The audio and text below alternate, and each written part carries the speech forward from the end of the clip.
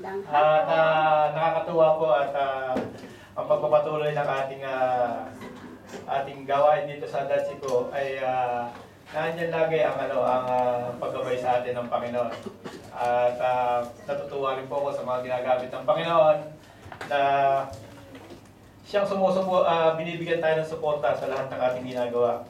Ngayon po, ang ating pong topic ngayon is ay pagpapatuloy po ng mga nating mga pinag-aralan sa simulat sa call po na kami po ni na Mami, mga nag-papers dito, ay ginagabay na kung paano namin may develop yung at may pakilala ang ating Panginoon sa bawat isa. Kaya po ang ating pong pag-aaral niyan ay pagpapatuloy ng mga nagdaang preaching na yung pong gawain ng Holy Spirit sa buhay po natin.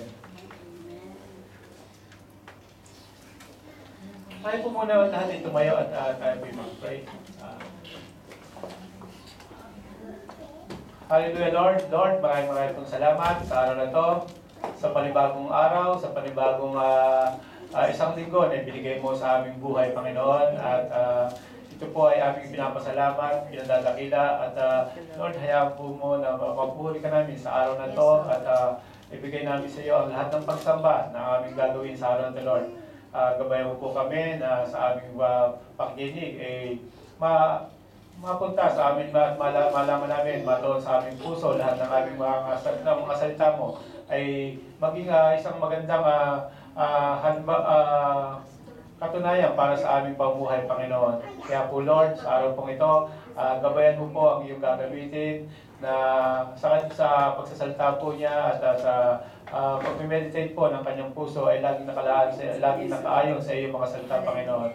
Maraming pong salamat sa araw na ito, sa gagamitin mo sa mga sa Holy Spirit na ibinigay mo sa bawat isa amin, Panginoon, na siyang gagawa sa amin at siyang magbibigay sa amin ng kaalaman kung paano namin maintindihan ng mga salitang iyong ipapaliwanag sa amin, Lord. Kaya po, Lord, hayaan mo po na may bigay namin sa iyo ang lahat ng pagsamba, Lord, lahat ng kapurihan, Lord, at lahat ng kaayusan ng aming mga buhay para po sa kaluluwalhati ng kaharian mo, Panginoon. Maraming pong salamat sa paggabay mo sa amin, Lord, at hayaan mo lang na may bigay namin sa iyo ang lahat ng aming makakayanan, Panginoon, Lord.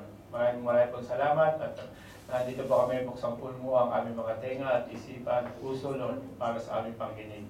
Kami po nagpapasalamat in Jesus' name. Amen. Ang ating pong pag-aaralan ngayon is work of the Holy Spirit, yung pong gawain ng Holy Spirit. Yung pong gawain, alam po natin, ang Holy Spirit ay may isang pinakamalaking bahagi sa buhay nating mga Kristiyano. At alam po natin na dahil sa Holy Spirit, siya po ang nagpapagalaw dito sa ating mga naniniwala sa Panginoon Diyos. Siya po ang nagkakaroon hindi lang po sa atin, dito po sa mundo, nagre-reveal din po siya sa mga hindi nakakilala kay Jesus Christ. Kaya po ngayon po ang ating pong pag-aaralan ay tungkol po doon sa gawain ng Holy Spirit. Continuation po ito ng ating dating pinag-aralan, gaya po nung last preaching po ni Mami, yung bunga po ng Holy Spirit sa ating buhay. At ating pong nalaman na tayo ay ginagabayan ng Holy Spirit sa ating pang-araw-araw na pamumuhay. Kaya po, sa gawain po ng Holy Spirit, ating pong malalaman kung ano ang kahalagahan. Ang layunin po natin sa pag-aaral ito ay para malaman natin kung anong kahalagahan ng Holy Spirit sa ating buhay. At ano po ang kaya niyang, ang mga bagay na ginagawa niya at mga function niya sa lahat ng mga taong nananampalataya sa Panginoon Diyos. Ano po? At una po natin pag-aaralan ay yung pong the Holy Spirit works in our salvation. Dahil po nung last week na pinag-aralan natin, hindi po last week, yung preaching ko po nung last Sunday, bago pa po si Mami, ay yung pong you must born again, si Sister Gilly natin ba? At ito lang? You must born. Nag-ondo kaya? Yung po, continuation po to ng preaching ko po noon, yung kung you must be born again. Ang Holy Spirit po ay gumagalaw sa buhay natin, gumagalaw po sa ating kaligtasan, sa ating buhay. Na di nga po, kaya po ng sinabi ko nung aking last preaching, na ang tao po ay pinanganak sa Espiritu. Na sabi po ni Jesus Christ doon kay Nicodemus, review po tayo ng konti, sa John 3:5-6. Sabi po niya doon kay, except a man be born in water and spirit, he cannot enter the kingdom of God. Ibig po sabihin, ang Espiritu po, pagka po tayo ay born again, pumapasok po to sa ating buhay. Siya po ang nagkakuha sa ating kaligtasan. Siya po ang naglilid sa atin para sa ating kaligtasan. Siya po ay gumagawa sa ating salvation. Atin pong nalaman to sa mga pinag-aaralan po natin ng mga unang mga daang linggo na nagpapasalamat po ako sa development po ng preaching ng dito sa Adachi ko dahil nagkaroon po kami ng unity nila Mami na kung paano simulan, kung paano ipaliwanag sa tao sa simula na magsimula kami kung paano maunawaan ng bawat nakikinig. Kung paano tayo naniniwala sa Diyos, nananampalataya sa Diyos, kung sino ba ang Panginoon, kung sino ba si Jesus Christ, Holy Spirit, at kung ano yung mga dapat nating malamang basic sa paglakad sa Panginoon. Kaya po, nagpapasalamat po ako sa unity namin mga nagpipreach dito na yun po ang inililid sa amin na bigyan natin ng makuha natin yung kaalaman ng sa pananampalataya sa Panginoon. At ito po nga po, sabi nga po sa kanina na the Holy Spirit works in our salvation. Pag sinabi ba alam po natin na nung tayo been born again, pumasok ang Holy Spirit sa atin, nagkakaroon po tayo, siya po ang naglilid sa atin, siya ang umaakay sa atin, na para mapanatili natin yung ating kaligtasan, yung ating salvation. Without the Holy Spirit sa ating buhay, hindi po natin maintindihan kung ano ang itong tinatawag na kaligtasan. Kung ano yung tinatawag na dapat nating ipagpatuloy sa gawain natin sa Panginoon. Kung ang Espiritu Santo po ay gumagalaw sa ating kaligtasan, nagbibigay po siya sa atin ng kaunawaan. Nagbibigay po sa atin ng dahil po sa Kanya, dahil na siya ay nasa ating buhay, meron po tayong siya po yung gumagawa para po tayo ma-attain natin yung layunin sa atin ng Panginoon. Ano po? At napag-aralan po din natin noon na ang tao kung hindi naniniwala o kaya hindi tumanggap ng Espiritu sa kanyang buhay, ay hindi po niya, wala po yung salvation sa buhay niya. Kasi hindi po niya naintindihan yung mga bagay na dapat niyang malaman sa paglakad sa Panginoon. At sabi nga po, yung mga taong hindi nakakilala sa Panginoon, marami po silang bagay na kakaiba sa atin, sa mga taong nakalo. At dito po, inilagay ko po rito, yung mga sa taong mga hindi hindi pa converted o hindi pa naboborn, hindi pa pangalawali sa Espiritu, sa pangunawa po nila, hindi nila maunawaan ang mga bagay espiritual. Makikita po natin sa 1 Corinthians 2:14. Yung po naman sa kanilang mga kagustuhan sa buhay, yung mga will sa buhay nila, makikita po natin sa Romans 8:7 na kalaban ng Diyos ang mga kamunduhan, ang mga nasa kamunduhan at hindi niya kayang sumunod sa utos ng Panginoon Diyos. Sa pagpupuri o sa pagpupuri sa Panginoon, maalam po natin na hindi niya kayang tumawag ng Jesus Lord hanggang wala sa kanya ang Espiritu Santo sa buhay niya. Kaya inilagay po yung mga verses dito para po magkaroon tayo ng reference na po. At naalala ko po yung sabi ng ni Sister Cynthia na pagka po tayo nag-worship sa Panginoon, kinakailangan po na ang puso natin ay at talagang yung ating pagkakilala sa Panginoon, yung commitment natin, ay laging nandoon. Hindi pwedeng basta natin isabak sa ministry ang isang tao na hindi pa talagang nakakakilala sa Panginoon. maganda po ang ating technology ngayon. Puro picture na lang po, hindi nagsusulat. At ayun nga, ano po. Daan, alright. At papatuloy po natin, gaya po ng sinasabi. Ito nagpa-xerox mo na lang na.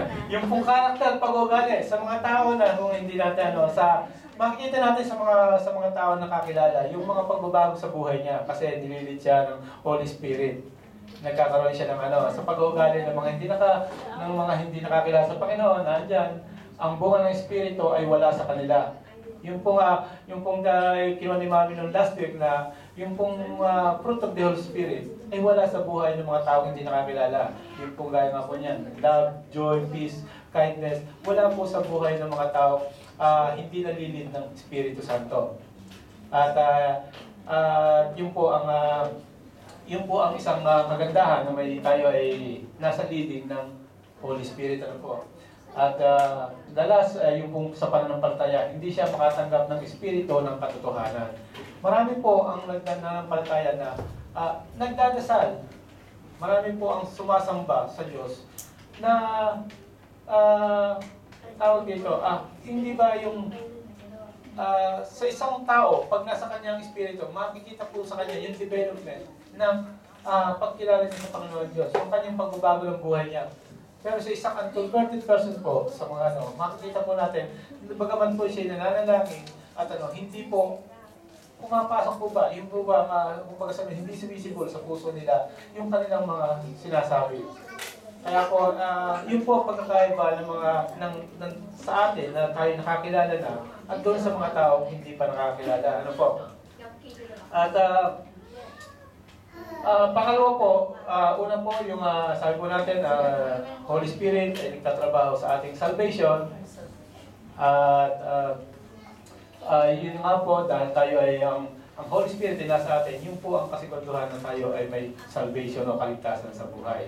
At ang pangalawa po, ang Espiritu Santo ang nagpapatotoo na tayo ay anak ng Diyos. Amen. Amen. Amen po ba kayo dyan? Amen. Yung pong Espiritu Santo na nasa atin, na ibinigay sa atin nang tayo ay tumanggap sa Kanya, siya po ang nagpapatotoo na tayo ay mga anak ng Diyos. Makikita po natin dyan sa Romans 8:16 na the Spirit Himself bears witness with our spirit that we are children of God.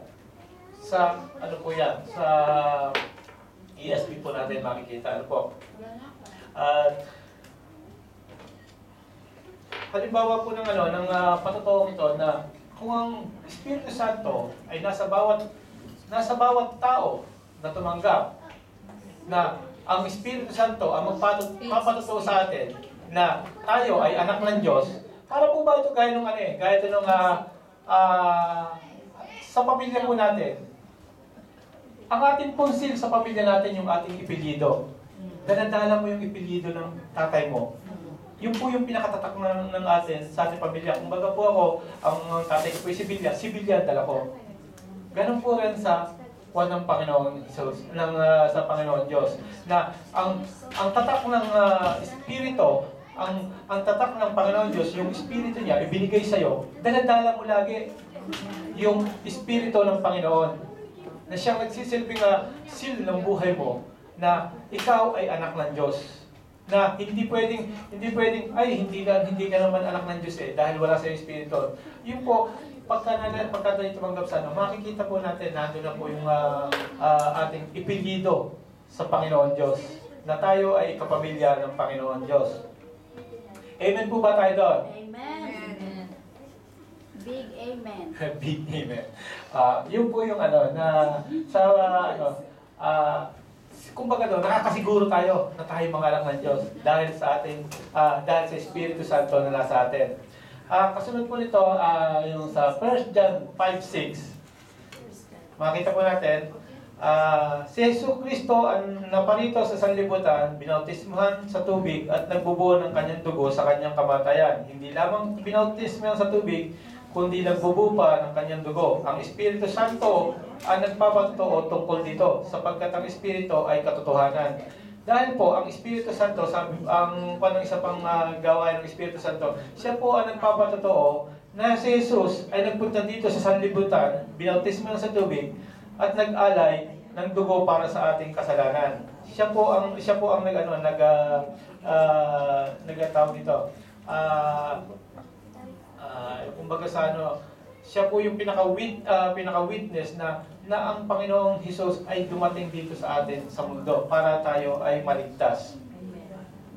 At bilang pong isang patotoo na ang Espiritu ay ang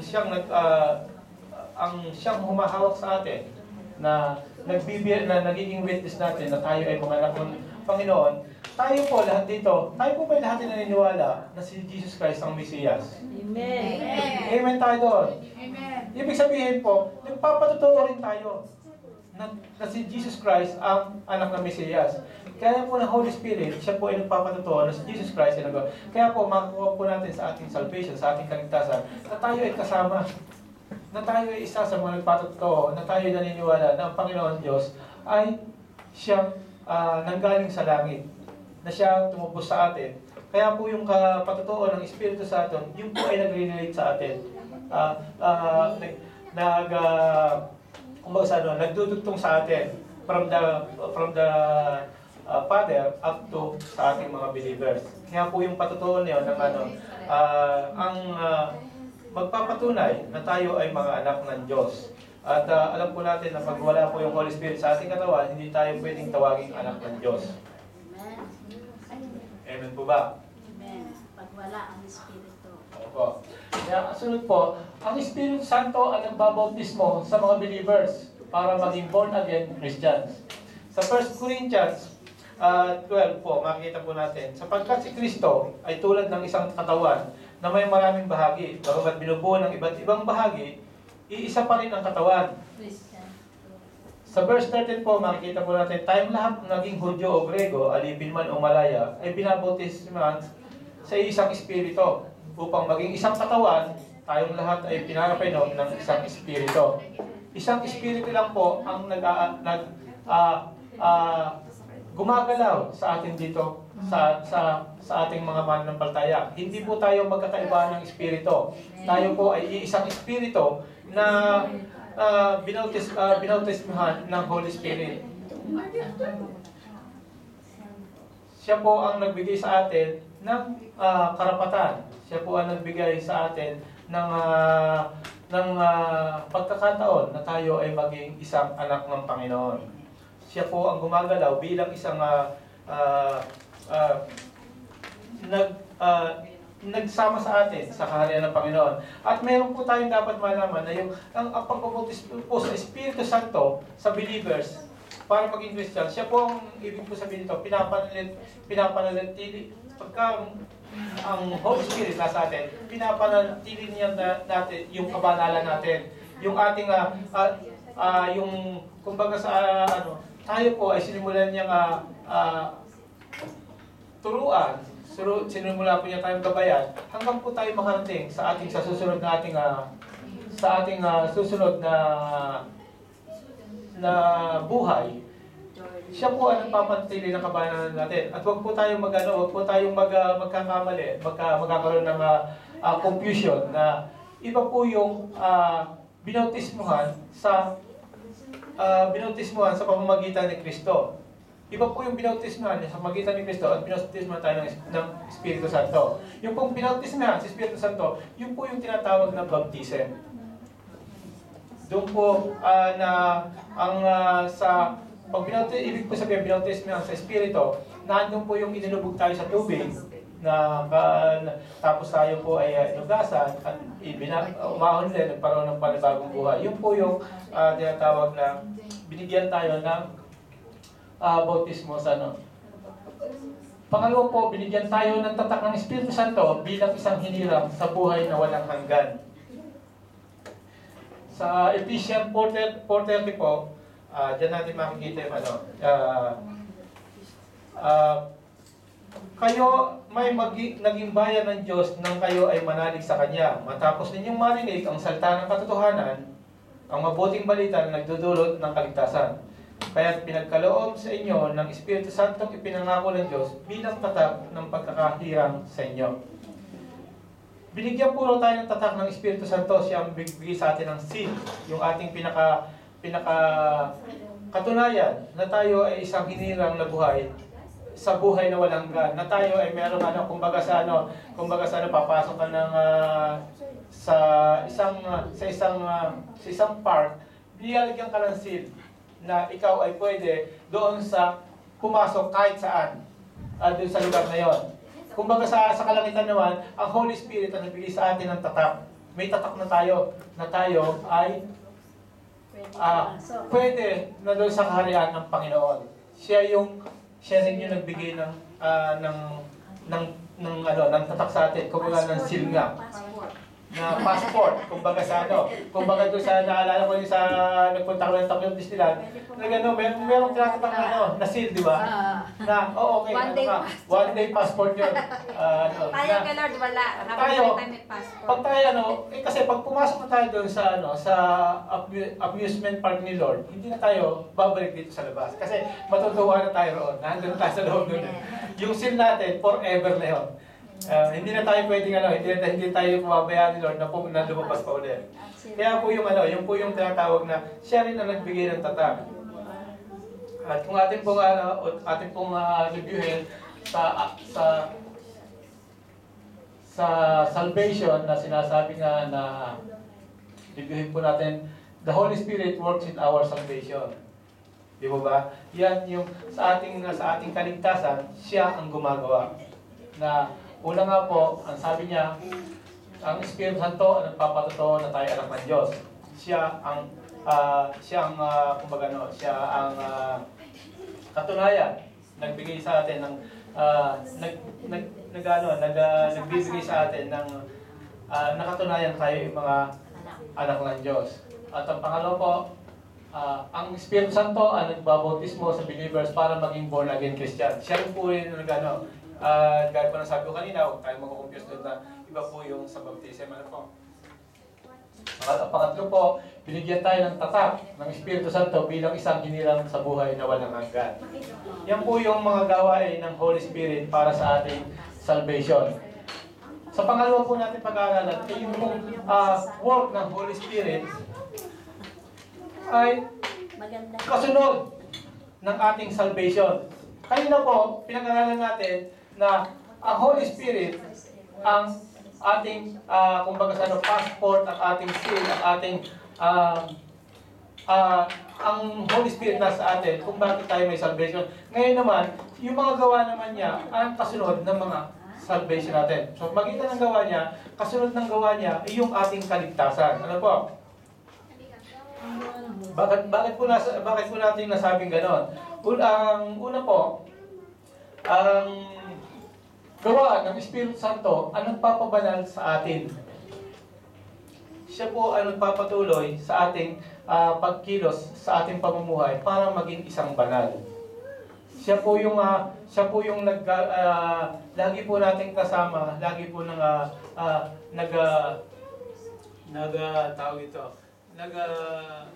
nagsisikap na tayo ay laging makasunod sa mga layunin ng Panginoon, sa mga pinag-uutos ng Panginoon, at nang hindi tayo maligaw ng landas sa makikita, sabi nga po yung na sa 1 Peter 1:2, kayo ay hinirang ng Diyos Ama ayon sa kanyang kaalaman, sa mulat mula pa upang pabanalin ng Espiritu Santo. Makikita po natin dito na ang talagang Holy Spirit ang nagpapabanal sa atin. Hindi po natin kayang maging banal ng sarili lang natin. Na kahit tayo ay sikapin natin na sabihin mong ako'y banal na, ako'y nagpe-pray na, ako ay gumagawa na ng mabuti. Wala po yun. Hindi po yun hindi po kaya ng isang tao na maging isang banal para sa sarili lang niya.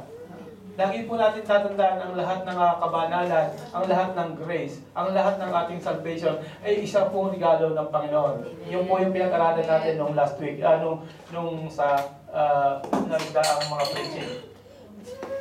At para po meron pong dalawang dahilan para mapanatili ang kabanalan ng ating buhay. Tayo, unang-una, ay inihiwalay ng Holy Spirit sa mundong ito. para po maging kasi po kung tayo ay hindi inihiwalay ng Holy Spirit sa mundong ito, yung po kapanalan natin hindi magdidiretso. Kumbaga sa nandun pa rin tayo, nandito sa mundo, nagpipilit tayo magbanal, pero kung hindi tayo isinegregate hiniwalay ng Holy Spirit, nandun pa rin tayo, gumagawa pa rin tayo ng mga bagay na naayon sa ating kagustuhan sa kamunduhan ito. Hindi tayo hindi lagi kumbaga sa outsider ka pa rin. Hindi ka pa talagang hindi ka pa kasama doon sa hindi ka pa kasama doon sa kaharian o sa pamilya ng Panginoon. Kaya po ang Holy Spirit ang siya naghihiwalay sa atin sa mundong ito. Pangalawa po, patuloy na naglilinis ang Espiritu Santo sa ating kasalanan sa kamunduhang ugali. Alam po natin na dito sa mundo, ang mundo, ang ating katawan at ang demonyo ay laging present.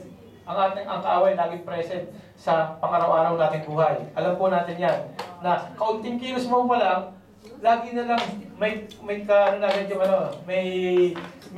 katumbas na negative thoughts na agad yung kalaban para sa atin, na tayo ay hindi basta-basta pwedeng makagalaw dito ng kahit pa tayo mga Kristiyano, gaya nga po lang nag-usapan natin ngayon, tayo ay mga anak ng Panginoon Diyos, pero nandiyan pa rin yung kilos ng kalaban natin, yung kilos ng ating katawan, diba? Yung kilos ng mundo para sa buhay natin. Hindi po tayo nag-iisa, na ibig sabihin, kahit nga po yung mga pumasok na sa kumbento, kahit pa nagkakasala pa rin, di ba? Kasi nandito pa rin po tayo sa mundo. Hindi po tayo makakaligtas dito. Lahat po tayo, nandito yung lahat ng pagsubok. Na kumbaga sa mga narinig natin mga salita na bago ka makapasok sa kingdom ni Lord, dadaan ka sa butas ng karayong, sabi nga po nila.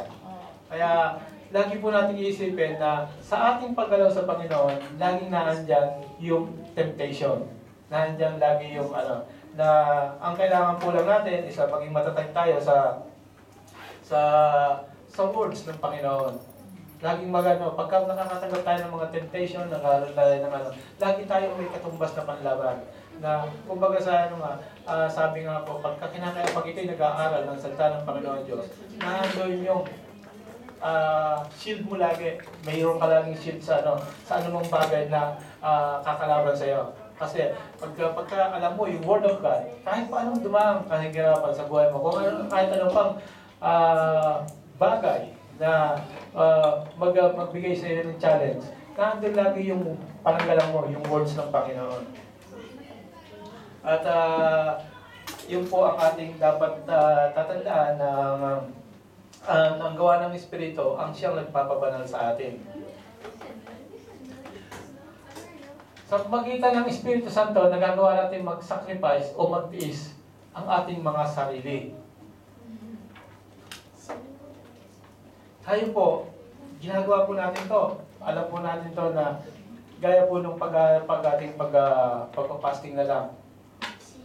Dahil po sa gawa ng Espiritu, sa tulong ng Espiritu, ng Holy Spirit, nagagawa natin ang mag-sakripisyo o kaya magpenitensya o kaya mapigilan natin yung mga bagay na kahit gusto ng ating katawan, kahit gusto ng kamunduhan, napipigilan natin.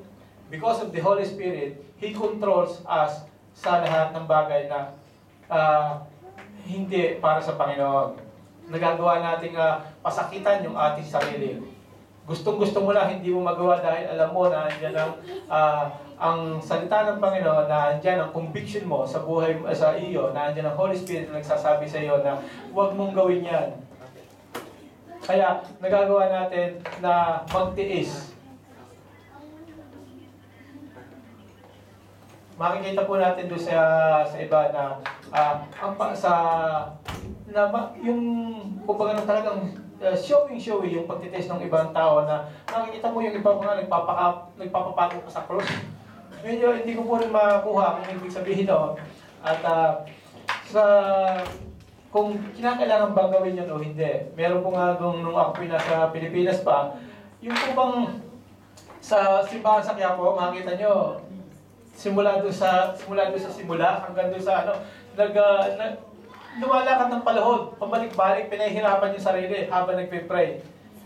Dahil po sa Holy Spirit na nasa isang tao, nagagawa po niyang kalabanin yung gusto ng kamunduhan.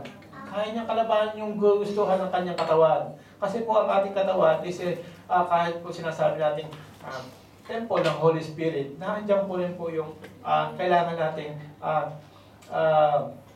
kalabanin yung ating ang kagustuhan ng ating katawan. Ang Holy Spirit po ang siyang nagbibigay sa atin, ang tumutulong sa atin kung paano tayo makakapagtiis sa mga bagay na yun. Para po mapagpatuloy natin yung kabanalan natin, para mapagpatuloy natin yung pagkilos natin sa paggawa sa Panginoon.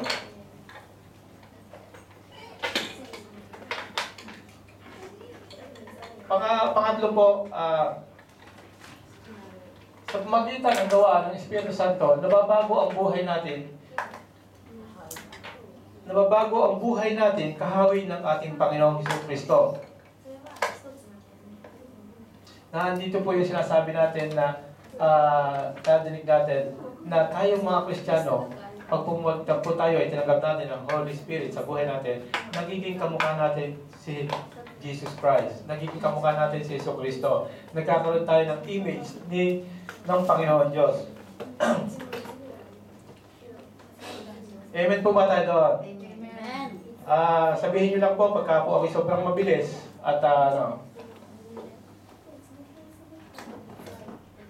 medyo po mahaba po yung ating mga text kung inyo po sinusulat. Pag mabilis po ako, hindi kayo makasunod. Sabihin nyo lang po kung mabilis ako. Siya po yung nagbabago ng buhay natin para maging kagaya natin yung pag-uugali ng Panginoong Jesucristo. Siya po yung lagi nating kasama sa buhay na nagbibigay sa atin ng encouragement na kung paano maging kahawig ng ating Panginoong Jesus.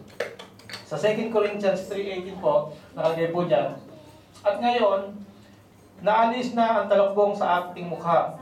Tayong lahat ang magiging sinag ng kalingningan, iyon na nagmumula sa Panginoon, na siyang Espiritu ang bumabago sa ating anyo upang lalong maging malingning hanggang sa maging mistulang larawan niya. Yung larawan niya, yung larawan ng ating Panginoong Hesus.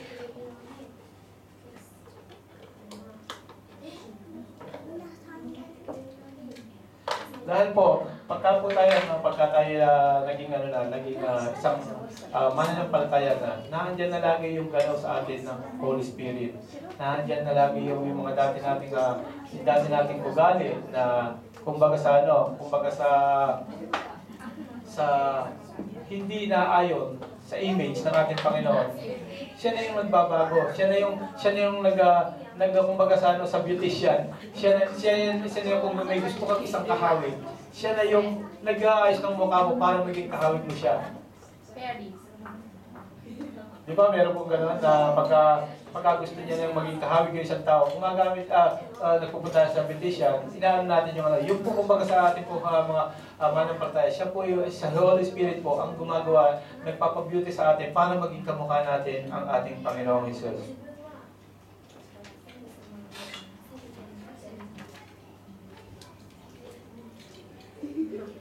Pangapat po, sa pamamagitan ng gawa ng Espiritu Santo, lumalakas ang ating espiritual na pamumuhay sa paghahayag ng tungkol kay Jesus Christ at sa mga turo niya. Nandito po yung power na binibigay sa atin ng Holy Spirit para sa ministry ng natin dito sa mundo. Para sa service na ginagawa natin dito sa mundo. Na ang Holy Spirit po ang nagbibigay sa atin ng power. Siya po yung nagbibigay ng kalakasan. Para po tayo ay makatayo, para po tayo ay makagalaw, para po tayo ay mahihag natin ang mga gawain dito sa mundo. Siya po lahat ang gumagalaw nito. At gumagamit din siya ng mga tao para matulong sa atin.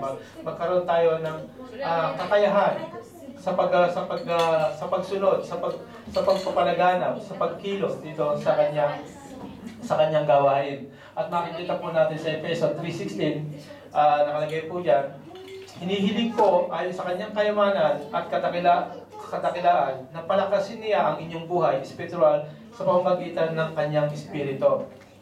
So maliwanag po na ang Holy Spirit, ang siyang nagbibigay sa atin ng kalakasan. Siya po ang nagbibigay ng lahat ng mga karunungan, lahat ng ating kakailanganin kung paano makasunod sa ministry ng Panginoong Hesus. Ito po ang number 1 ministry ng Holy Spirit. Ang palakasin, ang bigyan tayo ng kaalaman na ang mga believers tungkol sa pagkatao at nature ng Panginoong Hesus. Siya po yung nagbibigay sa atin ng lahat ng kumbaga dito sa church natin, kami ang ginagamit na kung paano ipakilala sa inyo ang Panginoong Hesus. Ganun din po ang ministry ng Espiritu Santo. Siya po yung nagbibigay ng kaalaman sa atin kung paano natin makikilala ang ating Panginoon. Siya po yung ginagamit ng ating Panginoon para po makilala natin sila.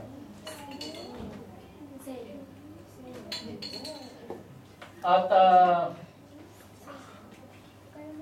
sinasamahan tayo ng Espiritu Santo sa lahat ng oras. Sa lahat ng oras. Yung pong sinasabi nga po, the Holy Spirit is our comforter.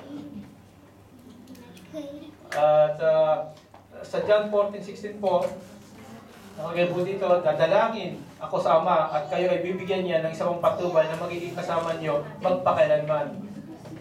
Yung pong Espiritu, naalala po natin si Jesus Christ, bago siya umakyat sa langit, sabi ng mga nalungkot ang kanyang mga apostol, at bakit siya aalis? At sinabi niya sa mga apostol na huwag kayong matakot, bibigyan ko kayo ng isa pang patnubay. Sa English po, bibigyan ko kayo ng isa pang comforter sa buhay niyo na lagi niyo makakasama at magiging kapalit ko bilang isang patnubay ninyo.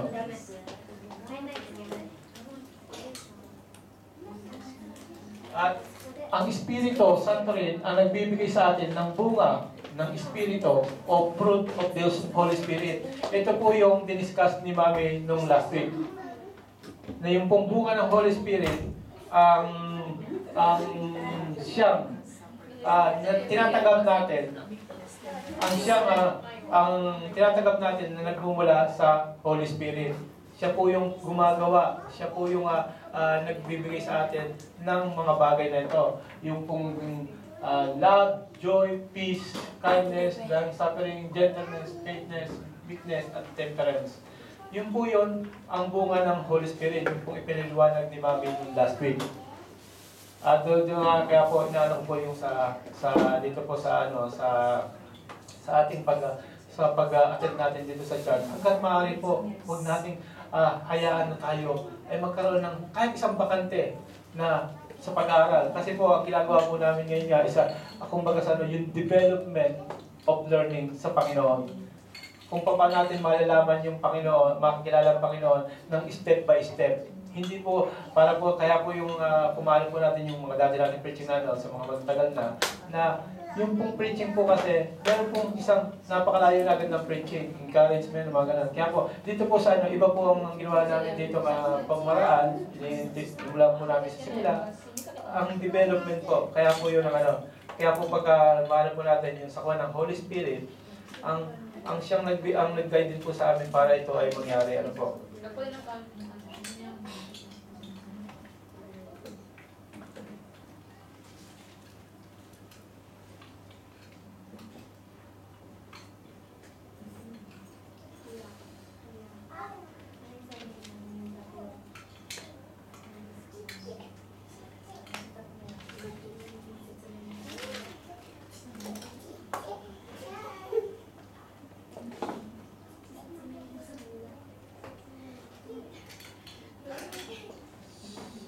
So, nandun po tayo tapos na po tayo sa pangalawang ginagawa ng Holy Spirit, yung po ang lahat ng gawa po niya, ang kasunod po noon ay yun sa ating kaligtasan. Po. At pupunta po natin sa pangatlo, the Holy Spirit works in connection with ministry or service. Yung pong relasyon ng Holy Spirit, yung ginagawa ng Holy Spirit para sa ating ministry. Po? Sabi po, ang Espiritu Santo ang may pinakamahalagang parte sa gawain ng Kristiyano. Kaya po nasabi ko kanina na ang Holy Spirit lang ang nagbibigay sa atin, ang nagtuturo sa atin lahat kung paano tayo gagalaw dito sa ating sa serbisyo sa Panginoon, sa paglilingkod sa Panginoon. Sabi nga po dun sa Zechariah 4:6 na lagi po natin itong narinig, it is the Holy Spirit, di ba? Sabi niya, Lord, sabi po ni Lord, not by might nor by power, but my Spirit, says the Lord of the host.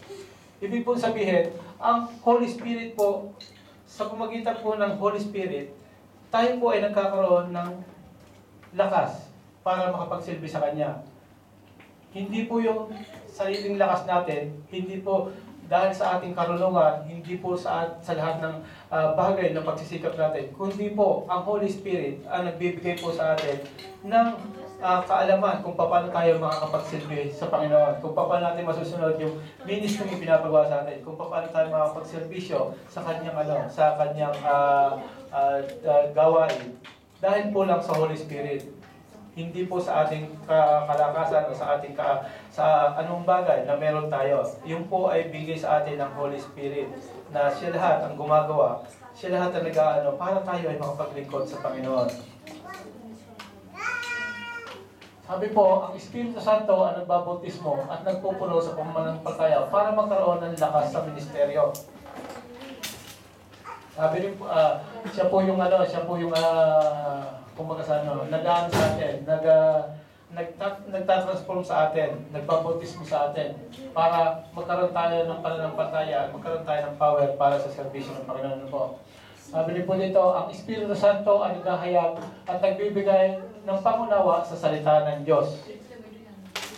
Siya po yung, gaya po na sabi ko kanina doon sa kauna-unahan, pag ang tao po ay wala sa Panginoon, hindi po niya maintindihan ang mga salita ng Diyos. Ang Espiritu Santo po ang nagbibigay ng kaunawaan sa salita ng Panginoon Diyos. Kung magbabasa ka po ng Bible, maano po natin na mayroong mga bagay tayo na hindi maunawaan pag wala sa atin yung pangunawa ng Holy Spirit. Pagka po tayo ay nasa Panginoong Kristo na, ang Holy Spirit nasa atin, siya po ang nagbibigay ng kaunawaan. Gaya nga po sabi sa John 14:26, ang Espiritu Santo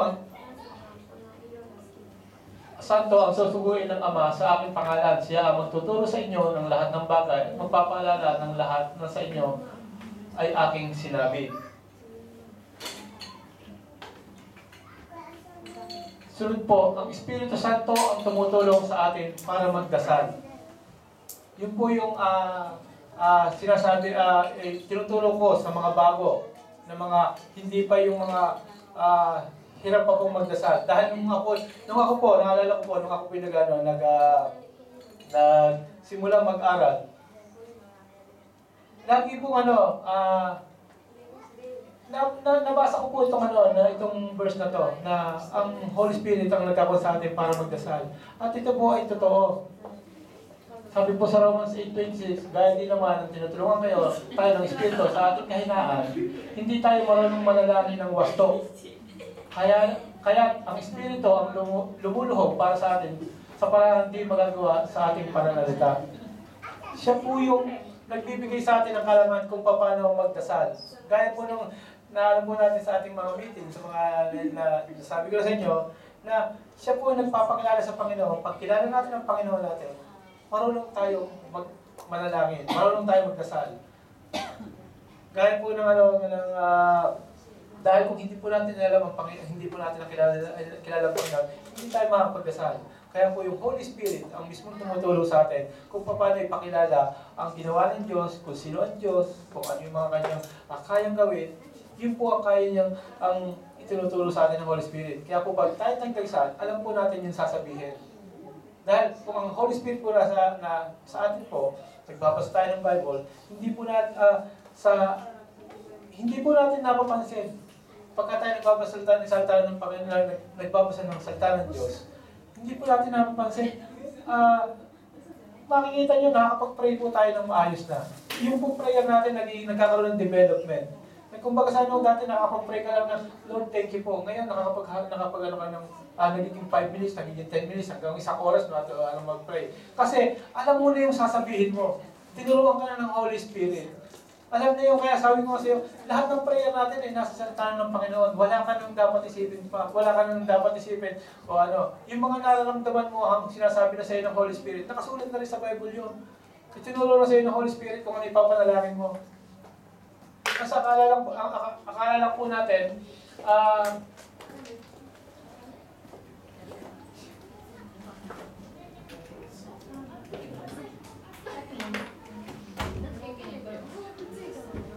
po natin na kapag ka tayo nagpe-pray, kung ano po yung nararamdaman natin. Akala po natin na yun po ang gusto nating sabihin sa Panginoon. Hindi po natin na kung ating pong iisipin mabuti, sa ating pagbabasa ng salita ng Panginoon, nandun na po yung itinuturo niya. Ito ang sabihin mo sa Panginoon, humingi ka.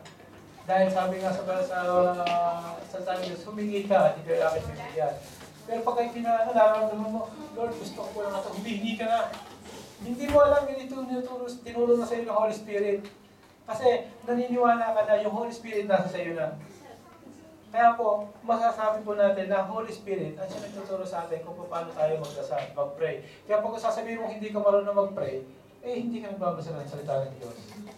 Diba? Hindi pag sinabi mo, hindi pa ay, in-encourage ko po kayo na mag-pray tayo, magbasa tayo ng salita ng Diyos, matututo po tayo mag-pray. Dahil po ako, nagsimula po ako sa hindi marunong mag-pray. Alam po ng lahat yan. Si Mami, alam yan, hindi ako marunong mag-pray. Ngayon po, kahit pa paano, nakapag-pray na po ako. Hindi na po kasi nililid na po ng Holy Spirit dahil po sa na tinuturo niya sa akin. Sunod po, ang Espiritu Santo ang nagbibigay ng lakas loob para may pangalan ang salita ng Diyos. Sa 1 Corinthians 2:14 po, nalagay dito, sa pananalita at pangangaral ko ay hindi ko kayo inakit ng matatamis na pangusap, batay ng karunungan ng tao. Ang nagsasabi po dito ay si Paul. Nung po siya sumulat sa ano po. Sabi po niya, kundi sa pamamagitan ng patutuo ng Espiritu at kapangyarihan ng Diyos.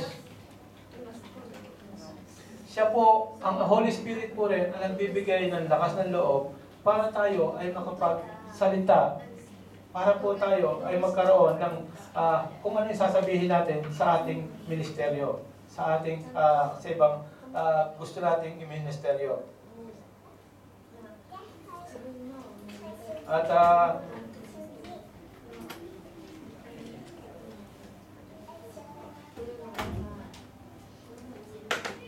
sabi rin, isa pa po dito, ito po yung last na ating nagawain ng Holy Spirit na natin. Ang Espiritu Santo ang nagbibigay ng spiritual na regalo sa pananampalataya para makapag-ministeryo sa ibang tao.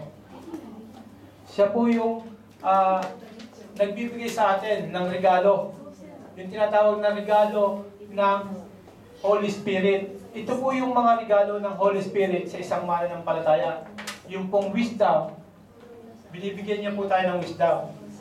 Para po tayo makapagkaroon ng makapagserbisyo sa kaharian ng Panginoon, binibigyan po tayo ng Holy Spirit ng wisdom, ng knowledge, yung pananampalataya po natin ay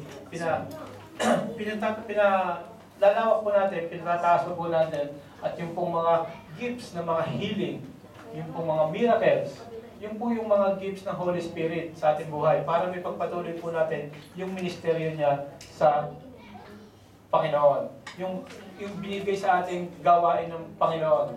Siya po ang nagbibigay ng mga gifts na to. Amen po ba tayo doon? Ito po yung maraming pong gawa ang Holy Spirit sa buhay natin mga Kristiyano.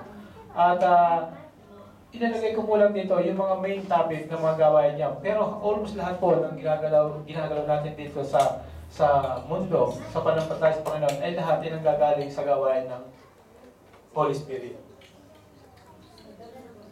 Punta na po tayo sa last, yung pong aking pong conclusion. Kung ang Diyos Ama ang nagpapatotoo sa anak, at si Jesucristo ang nagpapatotoo sa Espiritu Santo, ang Espiritu Santo ang siyang nagpapatotoo sa ating mga mananampalataya, sa ating mga believers. Kumbaga sa yung tatay mo, ang nagpapatotoo sa nanay mo, yung nanay mo nagpapatotoo sa kuya mo, sa iyo nagpapatotoo yung kapatid mo. Parang ganun. ano lang po, yung ano lang sa, kumbaga sana hindi tayo pwedeng direct agad sa tatay mo para meron pong relasyon ng bawat isa. Yung pong pagpapatoo. Masasabi natin na nasa atin ang huling patotoo kung tayo ay tunay na mananampalataya. Kung tayo true believers, nasa atin na yung patotoong gagawin natin.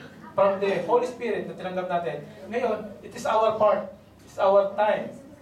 Kung paano tayo kikilos sa gawain ng Panginoon. Kung paano tayo ipapatotoo na natin yung ating narinig, yung ating natutunan sa gawain ng Panginoon. Tayo na po yung bahala. Nasa sa atin na yung kasunod.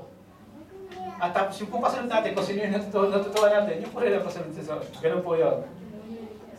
Bale po, chain reaction lang, hanggang sa masakop lahat. Yun po yung At makita natin doon yung grace, fruit, and gift of the Holy Spirit. At sa ating pagtotoo, kailangan natin ibahagi ang magandang pangako ng Panginoon Diyos. Kailangan nating makasama ang mga hindi pa nakakilala. At kailangan ibahagi natin ang ating spiritual na pag-ibig sa iba. Amen po ba tayo doon? Maliwanag po ba sa atin? Thank you, Lord. Tayo pito may na.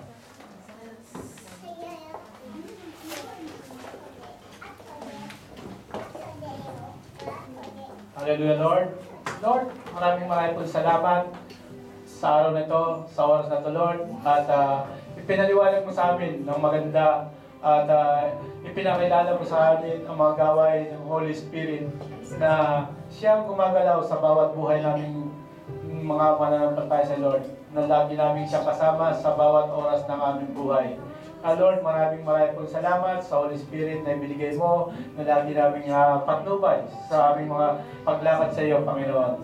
Na hayaan mo po na bigyan mo kami ng kalakasan, bigyan mo kami ng pananampalataya na masunod namin ang lahat ng kagustuhan mo, Panginoon Lord. Ang lahat ng masunod namin ang mga pinag-uutos ng Holy Spirit, ng Espiritu Santo na ibinigay mo sa amin, Lord. Dahil alam po namin na ang Espiritong ito ay siyang gumagabay para makarating sa kingdom mo, Panginoon.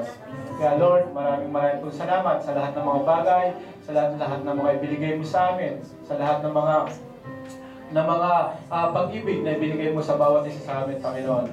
Hayaan mo, Lord, na may balik namin, matutunan namin, maaming masunod ang lahat ng mga gusto mong mangyari sa mundong ito.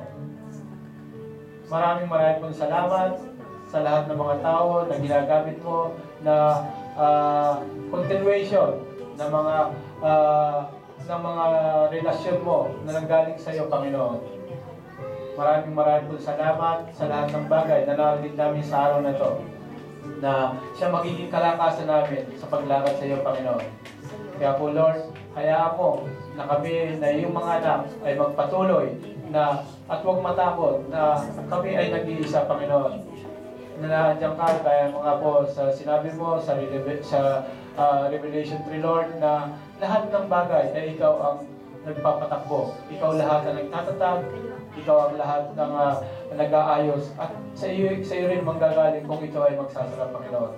Kaya po, Lord, ito po'y paninindigan namin na lahat ng bagay na ginagawa namin dito, na nilalakad namin dito sa mundong ito, ay lahat ay nasa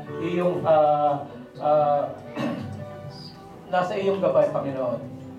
Maraming pong salamat, Lord, at hayaan po na ibalik namin sa iyo ang lahat ng pasasalamat na ito sa pangalan ng iyong anak na si Jesus. Amen.